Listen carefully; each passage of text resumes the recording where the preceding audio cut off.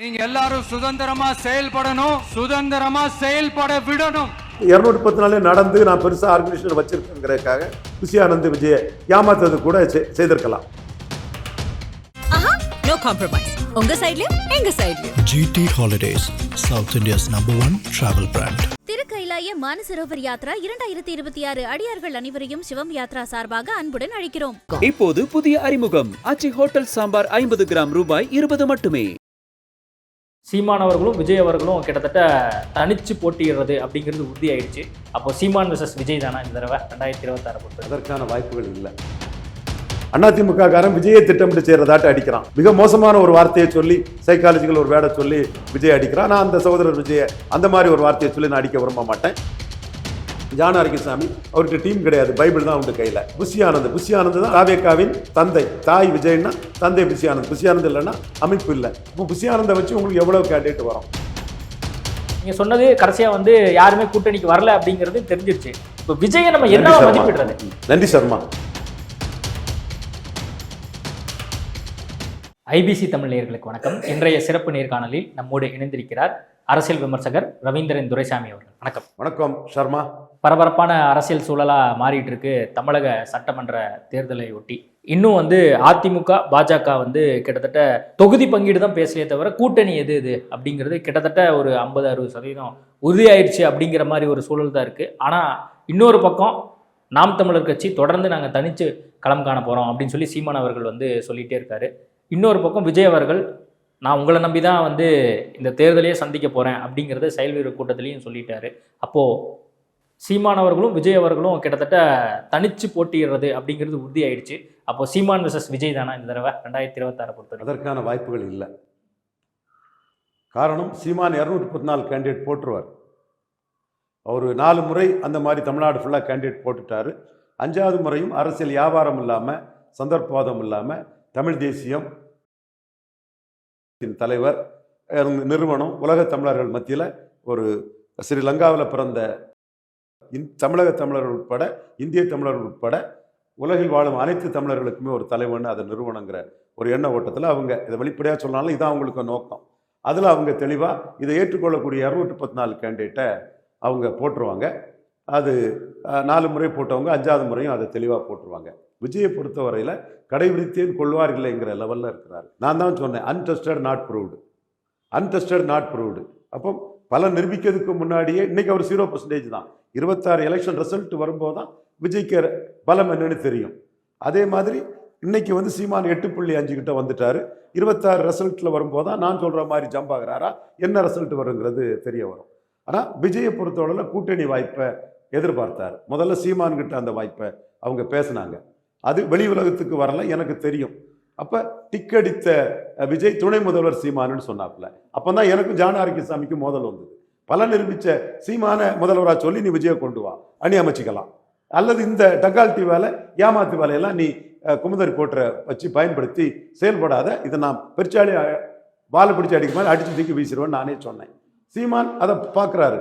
பார்த்ததும் அதுவரை தம்பி தன்னை சிஎம் கேண்டிடேட்டாக ஏற்றுக்குவான்னு நினச்ச சீமானுக்கு இல்லை, இது வேற மாதிரி ஜான அரிக்கசாமி ஒரு லாபியில் நின்று பிளே பண்ணுறாரு, அப்போ இதுக்குள்ளே நம்ம கரெக்டாக கிளியர் பண்ணிடணும்னு நான் பலம் நிரூபித்தவன் தம்பி தான் என்ன சிஎம் கேண்டிடேட்டாக சொல்லி வரணுங்கிறத அவங்க முடிவெடுத்தாங்க.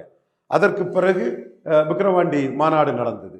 அப்போ கூட்டணிங்கிறத விஜய் அழைச்சாரு. சீமான் கத்தி பேசுறதுல பலன் இல்லைன்னு கத்தி தம்பி விஜயும் அதை பேசினாரு. சீமான் சொன்னாரு, தம்பி நீ பலம் நிரூபிக்காதவன். கேப்டன் விஜயகாந்தாவது 8, 10, 5 பலம் நிரூபிச்சாரு. அவர் மக்கள் நல கூட்டணியாவது அமைச்சார். வாங்க பின்னாடி எவனும் வரமாட்டான்னு சீமான் சொன்னார். ஒரு அரசியல் ஆய்வாளராக நான் சொன்னேன், 1 விழுக்காடு பலம் கொண்ட ஒரு கட்சி கூட விஜய்கிட்ட வராதுன்னு. ஒரு வேளையில் அந்த 1 விழுக்காடு குறைவாக எடுத்த 2 தலைவர்கள் போனாலும் போகலாங்கிற எண்ணம் எனக்கு இருந்தது. தினகரன் சொல்லுங்களா, 1 விழுக்காடு கீழே தான் எடுத்திருந்தார். அவர் ஒரு வழியில் போனாலும் போயிடலாம், ஒரு வாய்ப்பு இருக்குங்கிற மாதிரி நான் நினச்சேன். அப்போ சீமான் அது கூட இல்லைன்னு அடித்தார். இன்னைக்கு தினகரன் எந்த விஜயை பயன்படுத்தி எடப்பாடியை பலகீனப்படுத்தினாரோ அந்த எடப்பாடி தலைமையிலான அணிக்கு அவர் போயிட்டார். அடுத்து ஓபிஎஸ் டிஎம்கேக்கு ஆல்மோஸ்ட் சேர்ந்துருவார் அல்லது திமுகவுக்கு ஆதரவு போயிடுவாருங்கிற சூழ்நிலை இருக்குது. காங்கிரஸ் திமுக கொடுக்கறத வாங்கிக்கிட்டு நின்றுவாங்குங்கிற சூழ்நிலை வந்துட்டு திமுகவும் ஓட்டு வர்றதுக்காக ஸ்டேட்டஸ் கொடுத்த சீட்டை கொடுத்துருவாங்க. எல்லாமே நான் கரெக்டாக பேசணும்னு பேசுகிறேன். அப்போ நீங்கள் வந்து திருமாவளவன் வெளியே வருவாருன்னு எதிர்பார்த்தீங்க, வரல. சீமான் உங்களை ஏற்றுக்கிடுவாருன்னு எதிர்பார்த்தீங்க, அவர் பலம் நிரூபிக்காத நீங்கள் என்ன ஏற்றுக்கிடுங்கன்னு சொல்லி அதுக்கு முற்றுப்புள்ளி வச்சுட்டாரு. அடுத்து காங்கிரஸில் 117 117 2.5 வருஷம் விஜய் சீஃப் மினிஸ்டர், 2.5 வருஷம் கார்த்திக் சிதம்பரமோ இவர் செல்வ பெருந்தையோ காங்கிரஸில் ஒருத்தர் சீஃப் மினிஸ்டர்னு ஒரு டீல் போடலான்னு 50-50 டீல் காங்கிரஸுக்குள்ளே போனீங்க. காங்கிரஸ் வந்து என்ன நினைக்கிறான்னா, இந்தியாவில் RSS மோடி தகராறு வந்துடும்னு ஒரு பகல் கனவு கண்டுட்டு இருக்கிறாப்புல. அதில் மல்லிகார்ஜுன கார்கே PM ஆகிறதுக்கும் சோனியா குடும்பத்துக்கு அதிகாரம் வர்றதுக்கும் இந்தியாவில் ஸ்டாலினுக்கு 22 தேவை. மற்றபடி மக்களவையிலையும் ஸ்டாலின் இல்லைன்னா இந்தியா கூட்டணியே பலால் ஆயிரும். இந்தியாவில் தமிழ்நாட்டிலேயும் ஸ்டாலின் இருந்தால் தான் அந்த கூட்டணி ஒரு நியர்லி 40 சீட்ஸ் வர 2 எலெக்ஷனில் ஜெயித்திருக்குது. இதை விட்டுட்டு போக முடியாது, வெற்றி பெற்ற கூட்டணியை விட்டுட்டு போக முடியாது. காங்கிரஸும் முடிவு பண்ணி திமுக கூட நின்றுட்டான். அப்போ பல நிரூபிக்காத விஜயை நம்பி யாரும் வரல. நான் சொன்னது 100க்கு 100 இன்னைக்கு சரியா இருக்குது. இனிமேல் விஜய்க்குள்ள நிர்பந்தம் 214 கேண்டிடேட் போடணும். 50 கேண்டிடேட்டுக்கு மேலே அவர்கிட்ட இல்லை. மீதி கேண்டிடேட்டுக்கு அதிமுக முதியோர் அணி, AIADMK senior citizens wing, Sengottaiyan, Kuppa Krishnan, இவர் எம்ஜிஆர் மகள் இருந்தா கட்டி கொடுத்து சொன்னார் ஒரு கிறிஸ்தவ வன்னியர் பிரபாகர், நம்ம நண்பர் தான், எல்லாருமே நமக்கு தெரிஞ்சவங்க தான். பட் ஒரு அதிமுக சீனியர் சிட்டிசன்ஸ் விங் முதியோர் அணியில இவர் விஜய் வந்து கேண்டிடேட் போட வேண்டிய நிலைமையில இருக்குது. அவர் எம்ஜிஆர் ஜெயலலிதா புகழ பாடுறாரு. பெரியார் மண்ணல்ல பெரியார் மண்ணுன்னு அவர் நிற்கிறாரு. சீமான் பெரியார் மண்ணல்ல பெரியாரே மண்ணுன்னு அடிக்கிறாரு. எம்ஜிஆர் ஊழல் பெருச்சாளிங்கிறாரு. ஜெயலலிதா இன்ஸ்டிடியூஷனல் கரப்ஷன் பண்ண கொள்ளக்காரிங்கிற லெவலுக்கு வீரப்பன் கொள்ளக்காரம்னா கருணாநிதிக்கும் ஜெயலலிதாவுக்கு என்ன பேருன்னு கேட்கிறாரு. ஸோ 2 பேரும் எதிரெதிர் வாக்கு வங்கிக்காக நிற்கிறாங்க. ஸோ இந்த கட்டத்துக்குள்ள சீமான் கொள்கை விருதியோட 234 போட்டுருவாரு. விஜய்கிட்ட இருக்குது சந்தர்ப்பவாத கூட்டம், எங்கேயும் இல்லாம ஒரு அநாத மடம் மாதிரி விஜய்கிட்ட வந்து நிற்கிறாங்க. எடப்பாடியால நீக்கப்பட்டவங்க, எடப்பாடி கிட்ட எந்த செல்வாக்கும் பெற முடியாதுங்கிற லெவல்ல இருக்கவங்க. இதை வச்சுக்கிட்டு விஜய் வந்து 214 கேண்டிடேட் போட்டுக்கிட்டு வராங்கிறதுல நான் முழுக்க சந்தேகப்படுறேன். இப்போ தொடர்ந்து வந்து உங்களுக்கு ஒரு சந்தேகம் இருக்கு, அவங்களால 234 தொகுதியிலையும் கேண்டிடேட் போட முடியாது, அதுதான் கலை யதார்த்தமா இருக்கா? 100% அதுதான் கலை யதார்த்தம். விஜய்க்கு அபிமானம் இருக்கு, அது ஓட்டல்ல, அபிமானம் இருக்கு. சரி, நீங்க அரசியல் ஆய்வாளர், நீங்க சொல்லுங்க, தொடர்ந்து அவங்க தரப்புல 34%, நேற்று நிகழ்வுல 40%. இல்ல, அவங்க எங்க இருந்து அந்த டேட்டாவை எடுக்கிறாங்க? ஜானரகிசாமி எங்க இருந்து அந்த தகவல் எடுக்கிறாரு? இல்ல வாய்ஸ் ஆஃப் காமனும் இவங்களும் சேர்ந்து ஏதோ ஒரு நேரட்டிவ் ஃபிக்ஸ் பண்றாங்களோ? அவங்க ஒரு பொய் சொன்னாங்க. முதல்ல 214 இடத்துல அவங்களுக்கு அன்னதானம் வழங்கப்பட்டதுன்னு சொன்னாங்க. ஒரு இடத்துல அன்னதானம் வழங்கணும்னா 50,000 to ₹1,00,000 ஆகும். அது கலெக்ட் பண்ணலாம், அல்லது ஒருத்தரே தனியா நின்று பண்ணலாம். அப்படி 35 இடத்துல தான் விஜய்க்கு பிறந்த நாளுக்கு அன்னதானம் வழங்கப்பட்டது. அதுக்கு முந்தைய பிறந்த நாளை கள்ளக்குறிச்சி சாராயச்சாவை சொல்லி தள்ளி வச்சுட்டாரு. அப்போ அது எக்ஸ்போஸ் ஆயிரும். எத்தனை ஊர்ல இவனுக்கு ஆள் இருக்கான், எத்தனை ஊர்ல பிறந்த நாள் கொண்டாடுறாங்கிறது எக்ஸ்போஸ் ஆயிரும். 214 தொகுதியிலும் பிறந்த நாள் கொண்டாடப்பட்டது, ஏழைகளுக்கு அன்னதானம் வழங்கப்பட்டதுங்கிற செய்தியை டைம்ஸ் ஆஃப் இந்தியாவிலையும் தினத்தந்திலையும் கொடுத்தாங்க. நாங்கள் தினத்தந்தியில் ஆதாரம் கொடுங்கன்னு கேட்டோம். அவங்க தினத்தந்தி சொல்லிட்டாங்க, இது புஷி ஆனந்த் அவருக்கு கிளைமை நாங்கள் செய்தியாக போட்டோமே தவிர நாங்கள் 214லையும் அன்னதான திட்டம் வழங்கப்பட்டதுன்னு நாங்க சொல்லல. அப்போ டைம்ஸ் ஆஃப் இந்தியால தினத்தந்தியில வந்ததை வச்சு விஜய் நம்பிட்டாரு 234 தொகுதியிலையும் அன்னதானம் போட்டாங்க அப்படின்னு. அப்படிதான் வந்து விஜய வந்து ஏமாத்திட்டு இருக்காங்களா இவங்க? விஜய் ஏமாத்திட்டு இருக்கிறாரா, விஜயே திட்டமிட்டு ஏமாத்துறாங்கன்னு எனக்கு தெரியல. நீங்க உங்களோட அப்சர்வேஷன்ல சொல்லுங்க சார். இப்போ ஜான் பத்தி நீங்க சொல்றீங்க, புஷி ஆனந்த பத்தி சொல்றீங்க, அதே மாதிரி ஆதவர்ஜனை பத்தி ஒரு அரசியல் புரிதல் உங்களுக்கு இருக்கும். விஜய நீங்க என்னவா மதிப்பிடுறீங்க? இப்போ அன்டெஸ்டட்னு நீங்க தொடர்ந்து சொல்லிட்டே இருக்கீங்க, யாரும் கூட்டணி, அதான் சொல்றேன், அன்டெஸ்டட்னு நீங்க சொன்னது கடைசியா வந்து யாருமே கூட்டணிக்கு வரல அப்படிங்கிறது தெரிஞ்சிருச்சு. இப்போ விஜய நம்ம என்னவா மதிப்பிடுறது?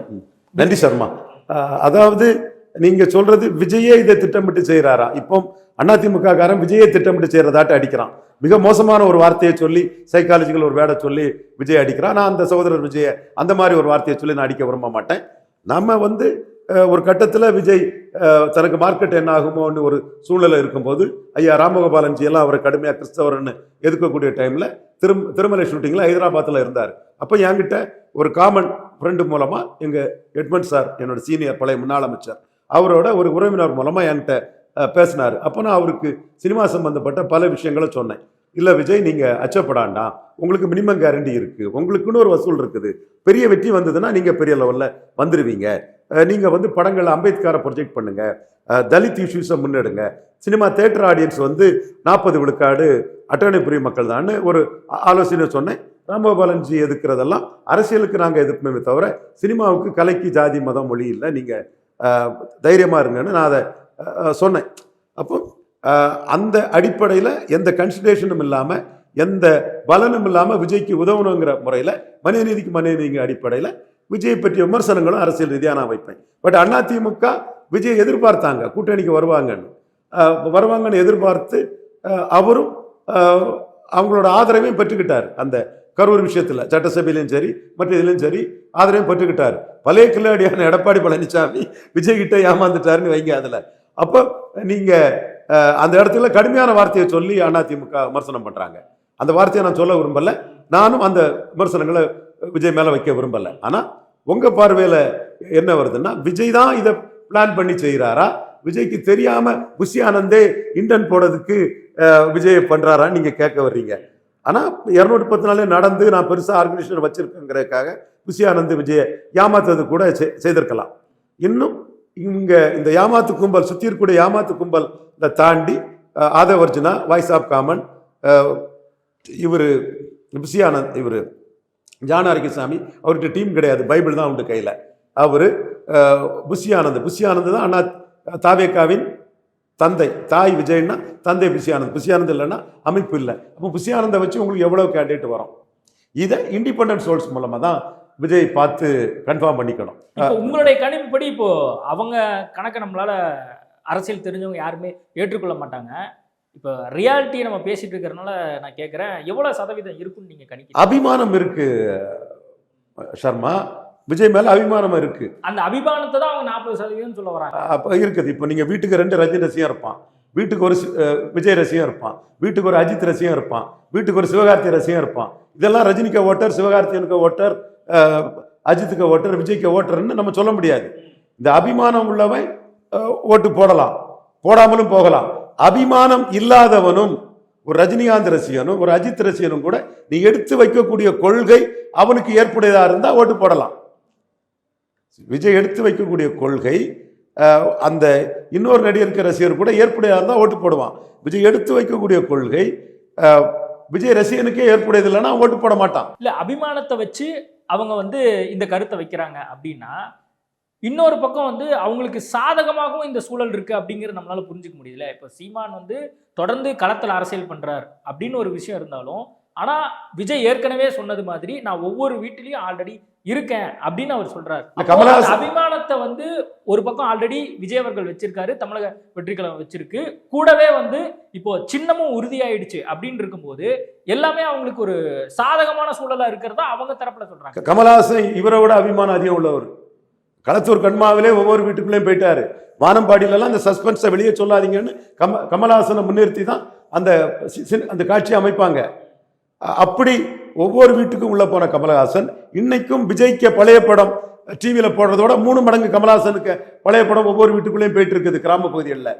இந்திய சினிமா தினத்தில் எடுத்து பாருங்க, ஒரு மாசம் பாருங்க, விஜய்க்கு படம் எவ்வளவு போடுறான்னா அதை விட 3 மடங்கு 4 மடங்கு கமலஹாசன் படம் தொலைக்காட்சியில் படங்கள் போயிட்டு இருக்குது. அப்போ அந்த கமலஹாசனே தென் சென்னையிலையும் மயிலாப்பூர்லையும் டி நகர்லையும் தானே பயணிச்சது வாக்கெடுத்தாரு. உசிலம்பட்டியிலையும் மேலூர்லையும் ஆண்டிப்பட்டியிலையும் முதுகுளத்தூர்லையும் 1 விழுக்காடு ஓட்டு கூட எடுக்கலையே. அப்போ அங்கே தேவர் மோனுக்கு ரசிகர் இல்லையா? விரும்மாண்டிக்கு பிரமலை கலார நடித்த விரும்மாண்டிக்கு ஆண்டிப்பட்டியில் ஆள் இல்லையா? தேவர் மகன் மரவரா நடித்த கமலஹாசனுக்கு முதுகுளத்தூர்ல ஆள் இல்லையா? சினிமா வேற, அரசியல் வேற. அதைத்தான் ரசிகர்கள் வேற, தொண்டர்கள் வேறன்னு சகோதரர் கமலஹாசன் நன்றாக உணர்ந்த பிறகு சொன்னார். விஜய் அதை இன்னும் உணரலாம அவரை சுத்தி இருக்கவங்க அவர்கிட்ட ஜாலரா அடிக்கிறதுக்கு, அவரை வச்சு குழப்பு நடத்துறதுக்கு, அவரை பற்றி தேவையில்லாத முகசதியை பண்ணிட்டு இருக்காங்க. யதார்த்தம் இல்ல, கலை யதார்த்தம் தெரியாம அவங்க அரசியல் பண்றாங்க அப்படிங்கிறத நீங்க சொல்ல வர கருத்து. இப்போ களத்துல அரசியல் ரீதியாக தமிழக வெற்றி கழகம் அரசியல் பண்ணுதுன்னு நீங்க நினைக்கிறீங்களா? யதார்த்தத்துல பண்ணல. அவரு சீமான் அளவுக்கு அது பண்றாங்களா? சீமான் தான் பெரிய அளவுக்கு அரசியல் பண்ணிட்டு இருக்கிறார், டெய்லி பண்ணிட்டு இருக்காரு. 24x7 மோடி மாதிரி 24x7 அரசியல் சீமான் தான் பண்ணிட்டு இருக்கிறாரு.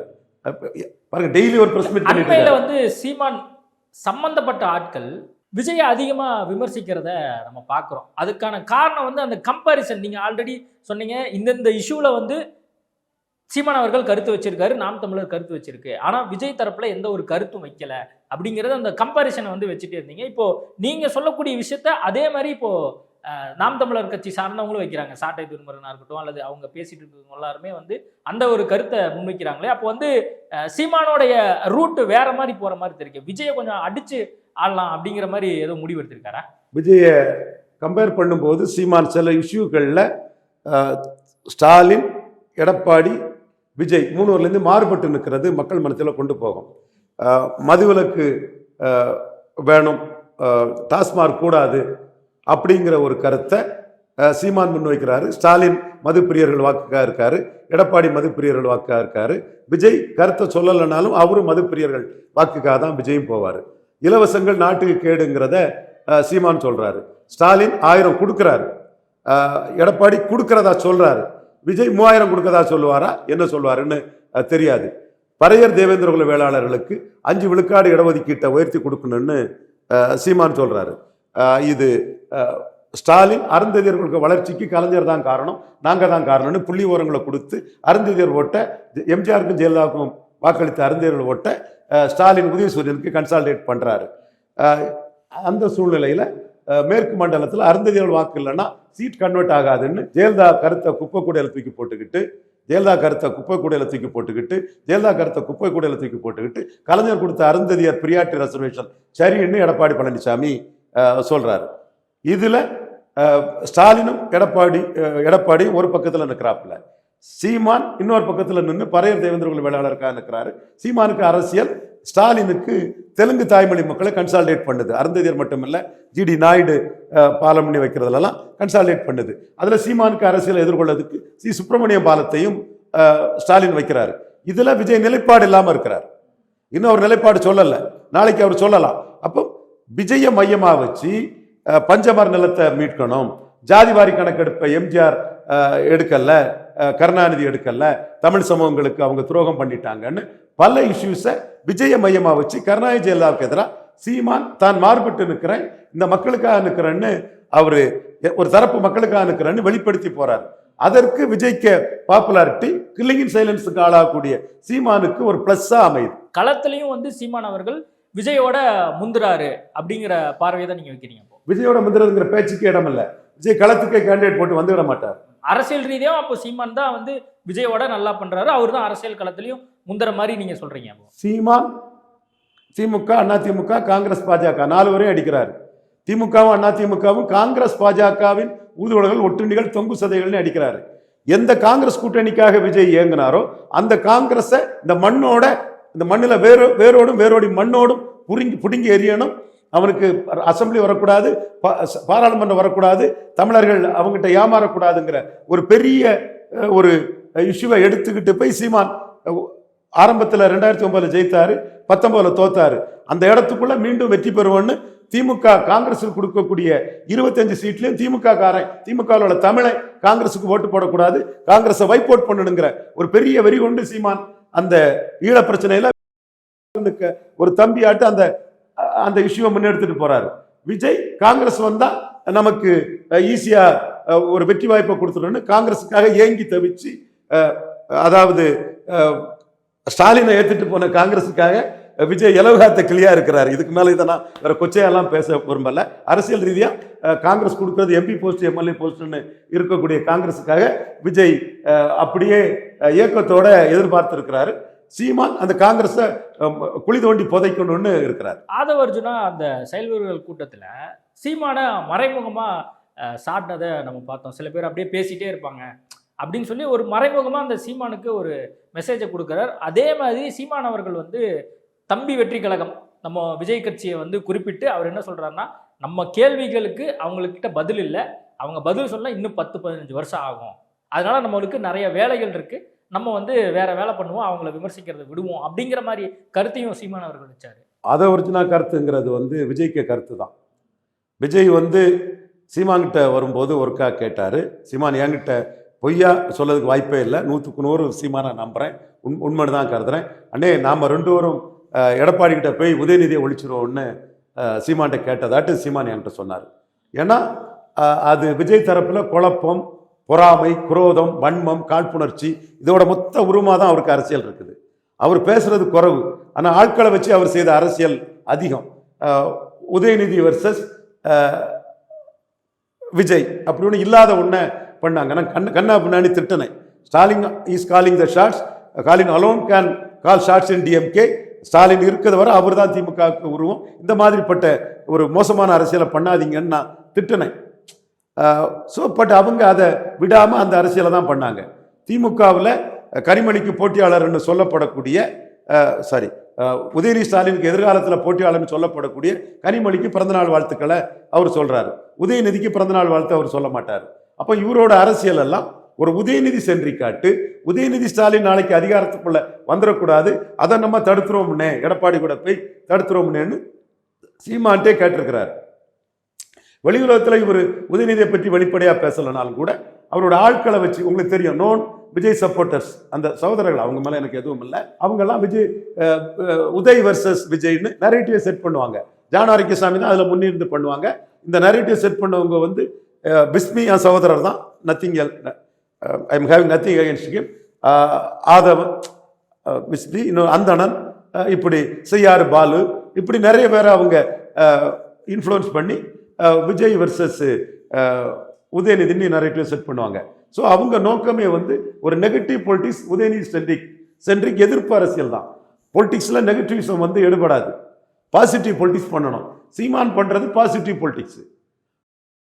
தமிழின தலைவன் நான் நிறுவுவேன், அதுதான் அவருக்கு ஒரு பாசிட்டிவ் அப்ரோச். விஜயனுடைய இந்த ஒரு நேரேட்டிவ் வந்து அது எந்த அளவுக்கு கை கொடுக்க போகுது அப்படிங்கிறது இன்னும் 90 நாள்ல தெரிஞ்சிடும். இப்ப சீமானுடைய நேரேட்டிவ் என்னவா இருக்கு? ஒரு பக்கம் அந்த ஈரோடு தேர்தலில் பெரியார் குறித்து அவர் பேசின விஷயம் வந்து ஒரு நல்ல ஒரு இடத்து சில இடங்கள்ல கை கொடுத்தது, பெரிய அளவில் கை கொடுத்துருக்குது. தமிழ்நாட்டில் நம்பர் 1 ஒப்பீனியன் கிரியேட்டர்ஸ் மத்தியில் பெரிய அளவில் கை கொடுத்துருக்கு. இந்த தடவை அவருடைய நேரேட்டிவ் எதை நோக்கி போறதா நீங்க கணிக்கிறீங்க? அவருடைய நரேட்டிவ் வந்து திமுக எதிர்ப்புல எடப்பாடியை மேலும் பலகீனப்படுத்த முடியும்னு உறுதியா நம்புறாரு. இதுவரை அவர் வளர்ச்சிங்கிறது எடப்பாடி பழனிசாமியை பலகீனப்படுத்தி தான். அவர் ஜெயலலிதா அம்மையார் உயிரோடு இருக்கும்போது 1 விழுக்காடு தான் இருந்தார், 1.1. இன்னைக்கு எடப்பாடி பழனிசாமிக்கு ஈர்ப்பு சக்தி இல்லை, ஓட் டிரான்ஸ்பரிங் கெப்பாசிட்டி இல்லை, சீட் கன்வெர்ட்டிங் கெப்பாசிட்டி இல்லைங்கிறத புரிஞ்சுக்கிட்டு அவரை பலகீனப்படுத்தி தான் 8.5 கிட்ட அவர் வந்துட்டார். இன்னைக்கு 8.5 விழுக்காடு கிட்ட நெருங்கிட்டார். மீண்டும் எடப்பாடி பழனிசாமி தன் நிலைப்பாட்டிலிருந்து மாறி இருக்கிறார். காங்கிரஸும் பாஜகவும் தமிழ்நாட்டுக்கு தேவையில்லாத ஆணினார் சொன்னவர் பாஜக கூட கூட்டணி வச்சுட்டாரு. இது ஒரு லீடர்ஷிப்பை அடிக்குது. அவர் உறுதித்தன்மை இல்லவருன்னு அண்ணாமலையை அவரை நக்கல் பண்றாரு. சீமான் அண்ணன் உறுதியானவர், ஒரு தோல்வியிலே செல்லவருங்க வந்து உறுதித்தன்மை இழந்துறாங்கன்னு எடப்பாடி பழனிசாமியை அண்ணாமலையை நக்கல் அடிக்கிறார். அப்ப சீமான் வந்து 24 எடுத்த அதே நிலைப்பாட்டில் இருக்கிறாருங்கிறது சீமானுக்கு ஒரு பிளஸ். அடுத்தபடியா எடப்பாடி பழனிசாமி விக்கிரவாண்டியிலும் ஈரோடு கிழக்குலயும் நிக்கல. சீமான் களத்துல நிற்காதவங்கள கோளை டேஷ்கள் களத்தை விட்டு ஓடிட்டாங்கன்னு கடுமையாக விமர்சிக்கிறார். ஸோ எடப்பாடி பழனிசாமியை மேலும் பலகீனப்படுத்த முடியும்னு சீமான் உறுதியாக நம்புறாரு. இதை மற்ற அரசியல் விமர்சகர்கள் மறுக்கலாம், ஆனால் ஏற்கனவே பலகீனப்படுத்தி இருக்கிறாருங்கிறத இன்டலெக்சுவலி ஆனஸ்ட் பொலிட்டிக்கல் அனலிஸ்ட் யாருமே மறுக்க முடியாது.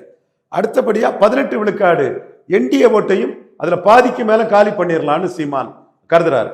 காரணம், சீமானுக்கு வளர்ச்சியே ஆர்கே நகரில் என் மதிப்புக்குரிய ஆர்எஸ்எஸ் சகோதரன், ஆர்எஸ்எஸ்க்கு உண்மையானவன், கொள்கைக்கு உண்மையானவன் கல்யாண்ராமனுக்கு நான் இதை பார்வையில் வைக்கிறேன். அவன் பார்வைக்கு அவனை நான் நேசிக்கிறேன், என் சகோதரன் அவன். எப்படி தமிழிசை அம்மையார் மேலுள்ள வன்மத்திலையும் காழ்ப்புணர்ச்சியிலும் ஜாதிய ரீதியாக ஒரே ஜாதியை சேர்ந்தவங்களும் கூட எச் ராஜா, இலகணேசன் ஹெவியா நின்னாரு, பாரதி சீனிவாசன், பொன்னார், இவங்கெல்லாம் சேர்ந்து நோட்டாவு கீழே இந்துத்துவா கொண்டு போய் தமிழ் தேசியத்தை எழும்ப விட்டனால தானே இன்னைக்கு தமிழ் தேசியம் 8 விழுக்காடுல திமுகவுக்கு அண்ணா திமுகவுக்கு மாற்றா வந்திருக்குது. இதை கல்யாண்ராமன் மட்டுமில்ல, உண்மையான ஆர்எஸ்எஸ் தொண்டர்கள் எல்லாருமே உணர்ந்துருவாங்க. ஏன்னா நாம மோடியை ஆதரிக்கிறோம். சோனியா கிட்ட 2 முறை தோத்து நின்ன அத்வானி, வாஜ்பாய் நின்ன போது இந்த நாட்டின் மானத்தை, ஆர்எஸ்எஸ்ஸின் மானத்தை, பாஜகவின் மானத்தை காப்பாற்றினவர் மோடி. என்னைக்கும் நாம அவரை ஆதரிப்போங்கிறத நாம நிற்கிறோம். அப்போ இந்த இடத்துக்குள்ள நோட்டாவை கீழே கொண்டு போய் பாஜகவை கீழே கொண்டு விட்டது யாரு? உள்கட்சி குழப்பம். அதே போல 18 விழுக்காடு அண்ணாமலை தலைமையில் எடுத்த பாஜகவை, விக்கிரவாண்டியில் நின்ன பாஜகவை, விக்கிரவாண்டியில் நின்ன தேசிய ஜனநாயக கூட்டணியை ஈரோடு கிழக்கில் நிற்க விடாம பண்ணி சீமான் கையில் அந்த லீடர்ஷிப்பை, திமுக அண்ணா திமுகவுக்கு எதிரான லீடர்ஷிப்பை கொண்டு கொடுத்தது யாரு? கல்யாண்ராமன் சகோதரரே. யாரு? பாஜகவால உள்கட்சி குழப்பம். ஒருத்தன் ஜாதிய ரீதியாட்டும் இன்னும் வளர்ந்துட்டானேன்னு அதே ஜாதியை சேர்ந்தவனும் காலவாரி விடக்கூடிய தன்மைதான இருக்குதுங்க. அதுல 18 விழுக்காடு என்டிஏ வாக்குகளையும் திமுக வேண்டாம் அதிமுக வேண்டாம்னு மோடி பிரதமர்னு அண்ணாமலை தலைமையில் எடுத்த வாக்குகள்ல பெரும்பகுதி தான் எடுக்க முடியும்னு சீமான் ஸ்ட்ராட்டஜைஸ் பண்றாரு. அதனால்தான் தம்பி விஜயை பற்றி பேசாண்டான்னு இன்னைக்கு தெளிவா சொல்லியிருக்கிறாரு. அது பிராமணர்கள் ஓட்ட சீமான் தனக்கு வரும்னு நம்புறாரு. 6 பிராமணர்களை கேண்டிடேட்டா போடுறாரு. பெரியார் மண்ணில் பெரியாரே மண்ணுன்னு அவர் ஈரோடு கிழக்கு களத்துல நின்ன போது களத்துக்குள்ள வராத பாஜக அந்த லீடர்ஷிப்பை சீமான்கிட்ட விட்டுட்டு போயிட்டாங்கன்னு சீமான் நம்புறாரு. ஸோ யாரை பலகீனப்படுத்தி வளர்றாரோ அவங்கள மேலும் பலகீனப்படுத்தி 17 விழுக்காட்டுக்கு ஜம்ப் பண்ண முடியும்னு சீமான் கணக்கு போடுறாரு. பல நிரூபிக்காத தம்பியை பற்றி நம்ம அதிகம் விமர்சிக்காண்டாங்கிறத இன்னைக்கு ஒரு கூட்டத்திலே சொல்லிட்டார். ஓகே, நம்ம பொறுத்திருந்து பார்ப்போம். நேர்காணல் கொடுத்ததுக்கு மிக்க நன்றி. ஆஹா, நோ காம்ப்ரமைஸ். உங்க சைடுலயும் எங்க சைடுலயும். GT Holidays, South India's #1 travel brand. திருக்கைலாய Mansarovar Yatra 2026 அடியார்கள் அனைவரையும் சிவம் யாத்ரா சார்பாக அன்புடன் அழைக்கிறோம். இப்போது புதிய அறிமுகம் ஆச்சி ஹோட்டல் சாம்பார் 50 கிராம் ரூபாய் 20 மட்டுமே.